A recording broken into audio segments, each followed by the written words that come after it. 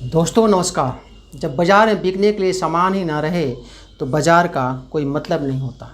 जी हाँ दोस्तों, यदि कंपनियां ही ना रहें तो शेयर मार्केट भला कैसे चल सकता है। इसलिए शेयर मार्केट चलाने के लिए कंपनियों का होना ज़रूरी है। तो चलिए इस पूरे वीडियो में हम बात करेंगे किसी कंपनी की शुरुआत कैसे होती है, एंजल इन्वेस्टर्स, वेंचर कैपिटलिस्ट और प्राइवेट इक्विटी इन्वेस्टर्स कौन होते हैं और इनके मदद से एक छोटा सा बिजनेस कैसे बहुत बड़ा बन जाता है।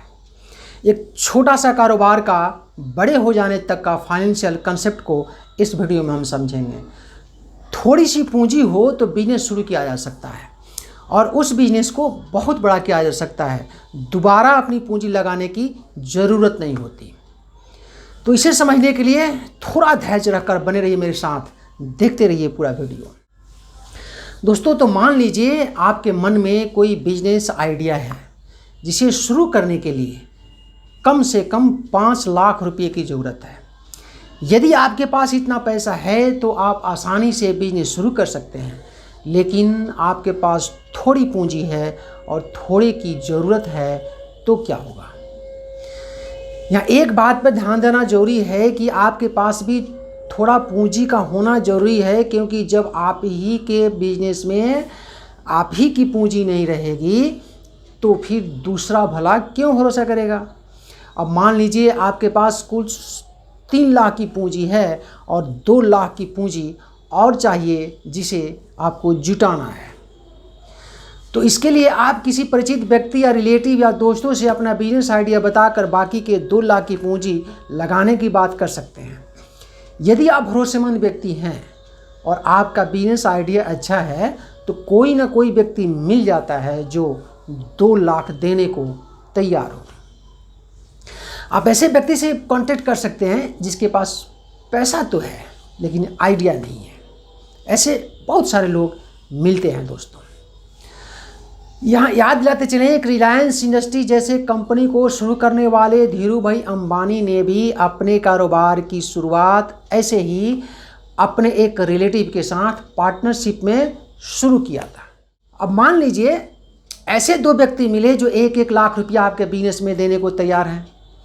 अब जबकि बिजनेस आपका है इसलिए आप मालिक यानी प्रमोटर कहे जाएंगे, और जो 2 व्यक्ति आपके बिजनेस में 1-1 लाख पूंजी लगा रहे हैं वह दोनों व्यक्ति एंजल इन्वेस्टर्स कहे जाएंगे, क्योंकि बिजनेस में कमाई शुरू होने के पहले जो इन्वेस्ट करता है उसे एंजल इन्वेस्टर्स कहते हैं। और जो कुल 5 लाख की पूंजी है वह सीड फंड कहा जाएगा, क्योंकि जितनी पूंजी से व्यापार शुरू किया जाता है उस कैपिटल को सीड फंड कहा जाता है। दोस्तों अब कंपनी के नाम का एक बैंक अकाउंट खोलना पड़ेगा और 5 लाख रुपये को मालिक के अकाउंट में नहीं बल्कि कंपनी के बैंक अकाउंट में जमा करना होगा, और इसी पूंजी को कंपनी का प्रारंभिक शेयर कैपिटल यानी इनिशियल शेयर कैपिटल कहा जाता है। अब इस फंड के बदले तीनों पार्टनर्स को, जो कंपनी के मालिक और 2 एंजल इन्वेस्टर्स हैं, उन लोगों को कंपनी के शेयर सर्टिफिकेट इशू किए जाएंगे। दोस्तों शेयर सर्टिफिकेट कंपनी के मालिक होने का एक प्रूफ होता है, एक सबूत होता है, जिसमें कंपनी का नाम रहता है, कंपनी का रजिस्टर्ड ऑफिस का एड्रेस रहता है, मालिकों का पूरा नाम, पूरा डिटेल्स, शेयर की संख्या, मालिकों द्वारा लगाए गए पूरे पैसों का जिक्र रहता है। दोस्तों तो अभी कंपनी के पास सिर्फ, आपकी कंपनी के पास सिर्फ 5 लाख रुपया ही है, इसलिए यही 5 लाख रुपया ही कंपनी की वैल्यू है, जिसे कंपनी के वैल्यूएशन कहा जाएगा। अब जैसे जैसे कंपनी की पूंजी बढ़ती जाती है वैसे वैसे कंपनी की वैल्यूएशन भी बढ़ती जाती है। किसी भी कंपनी के शेयर्स दोस्तों बड़ी ही आसानी से बनाए जा सकते हैं। अब मान लीजिए आप अपनी कंपनी के एक शेयर की कीमत 10 रुपया रखना चाहते हैं, तो टोटल जो कैपिटल 5 लाख की है उसे 10 रुपये के बराबर हिस्सों में बांटा जाएगा। यदि 5 लाख रुपये को 10 रुपये के बराबर हिस्सों में बांटा जाए तो कुल 50,000 शेयर्स होंगे और प्रत्येक शेयर की कीमत 10 रुपये की होगी। इसी 10 रुपये को शेयर का फेस वैल्यू भी कहा जाएगा। 50,000 जो शेयर बनाए गए उसे कंपनी का ऑथोराइज्ड शेयर्स कहेंगे। इसमें से कुछ हिस्सा तीनों मालिकों में बांटा जाएगा और बाकी का हिस्सा कंपनी के नाम से सुरक्षित रखे जाएंगे, जो बाद में पूंजी जुटाने के काम में आता है। दोस्तों अब मान लीजिए कंपनी के प्रोमोटर्स को 30% शेयर्स दिए गए और 2 एंजल इन्वेस्टर्स जो शुरू में पैसा इन्वेस्ट किए हैं उनको 10% दिए गए। कुल मिलाकर कंपनी के 50% शेयर्स इशू किए गए, जिनमें 30% कंपनी के प्रोमोटर के पास है और 10-10 यानी 10% एंजल इन्वेस्टर्स के पास है, और बाकी के बचे जो 50% शेयर्स हैं वो कंपनी के नाम से सिक्योर्ड यानी सुरक्षित रखे गए हैं।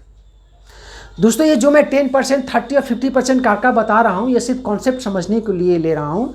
ये कोई फिक्स्ड आंकड़ा नहीं है, कंपनियाँ इसे कम या ज़्यादा भी रख सकती हैं दोस्तों। अब पैसे के बदले जितने शेयर्स किसी व्यक्ति को दे दिए जाते हैं उस शेयर को इशू शेयर्स कहा जाता है, भले ही वो मालिक ही क्यों ना हो कंपनी का। इसलिए जो 50% शेयर्स प्रोमोटर और एंजल इन्वेस्टर्स को दिए गए हैं उसे इशू शेयर्स कहा जाएगा, और जो 50% शेयर्स कंपनी के नाम से रिजर्व रखे गए हैं उसे ऑथराइज्ड शेयर्स कहा जाता है। दोस्तों ऑथराइज्ड शेयर्स का मतलब वह शेयर होता है जो कंपनी के पास सुरक्षित रखे जाते हैं, जो शेयर किसी को बेचे नहीं गए होते और भविष्य में कंपनी उस शेयर को बेचकर पैसा जुटा सकती है। इस तरह से दोस्तों आपकी एक कंपनी खड़ी हो गई, जिस कंपनी के मालिक आप हैं और 2 एंजल इन्वेस्टर्स हैं। कंपनी के पास 5 लाख रुपए के सीड फंड है, कुल 50,000 शेयर्स बनाए गए हैं जिसके एक शेयर की कीमत 10 रुपया है। कुल 50% शेयर्स मालिक और एंजल इन्वेस्टर्स के पास है और बाकी की 50% शेयर्स कंपनी के पास रिजर्व रखा गया है। अब कंपनी शुरू हो चुकी है। किसी भी बिजनेस को शुरुआती के दिनों में मुनाफा नहीं होता, मुनाफा कमाने में कुछ महीने या कुछ साल लग जाते हैं दोस्तों। अब मान लीजिए 2 साल के बाद आपकी कंपनी की आमदनी और खर्चे दोनों बराबर होने लगते हैं, और जब किसी व्यापार को शुरू करने के बाद आमदनी और खर्चे बराबर होने लगे तो उसे क्या कहते हैं, ब्रेक इवन कहते हैं। जब आपसे कहा जाए कि कंपनी ब्रेक इवन कर रही है तो समझ लीजिए कि कंपनी की आय और खर्चे यानी इनकम और एक्सपेंडिचर दोनों बराबर होने लगे हैं, कंपनी सही तरीके से चल रही है और इसके बाद कंपनी नेट प्रॉफिट में आने लगेगी। आपने 5 लाख की पूंजी लगाकर कारोबार तो खड़ा कर दिया, बिजनेस चल रहा है, कंपनी अब मुनाफे में आने लगी है, लेकिन अब कंपनी को और बड़ा करने के लिए कुछ पूंजी यानी कुछ पैसों की ज़रूरत पड़ रही है, लेकिन आपके पास उतना पैसा है नहीं। तो क्या होगा दोस्तों, जब पहली बार कंपनियों को कारोबार और बढ़ाने के लिए पैसों की ज़रूरत पड़ती है तब प्रमोटर ऐसे इन्वेस्टर्स के पास जाता है जो नए बिजनेस में पैसा लगाते हैं, और जो इन्वेस्टर्स कारोबार के शुरुआती के दिनों में पैसा लगाते हैं उसे क्या कहते हैं, वेंचर कैपिटलिस्ट कहते हैं। किसी कंपनी में जब पहली बार कोई वेंचर कैपिटलिस्ट इन्वेस्ट करता है, पैसा लगाता है, तो उसे ए सीरीज़ की फंडिंग कहा जाता है, दूसरी बार की फंडिंग को बी सीरीज और तीसरी को सी सीरीज कहा जाता है दोस्तों। इस तरह से प्रत्येक फंडिंग के हिसाब से सीरीज का नंबर भी आगे बढ़ते जाता है। कंपनी चाहे तो अपने पास रखे गए रिजर्व शेयर जो ऑथराइज्ड शेयर्स हैं उसे थोड़ा थोड़ा बेचकर कई बार इन्वेस्ट ले सकती है। कंपनी के पास जितनी बार इन्वेस्टमेंट आएगा उतनी बार कंपनी के शेयर की कीमत बढ़ती है और वैल्यूएशन भी बढ़ती जाती है।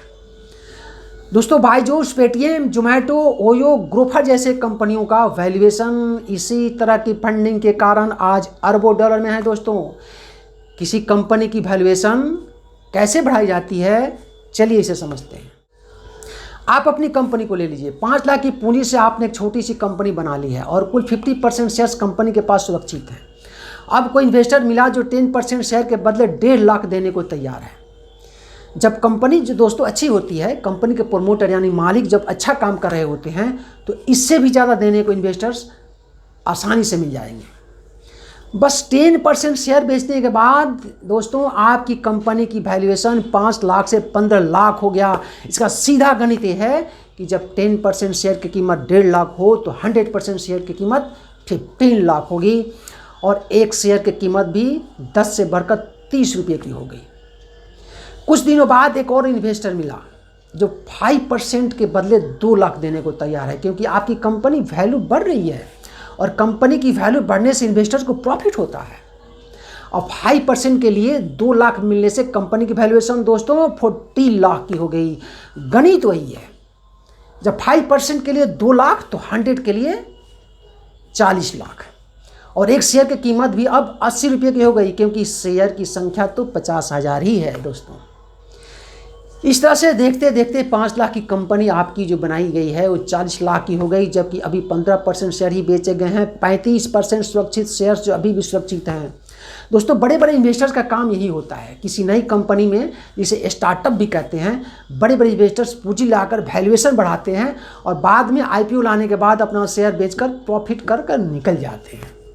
ये कोई स्टोरी नहीं है दोस्तों, सच में कैपिटल मार्केट में ऐसा ही होता है।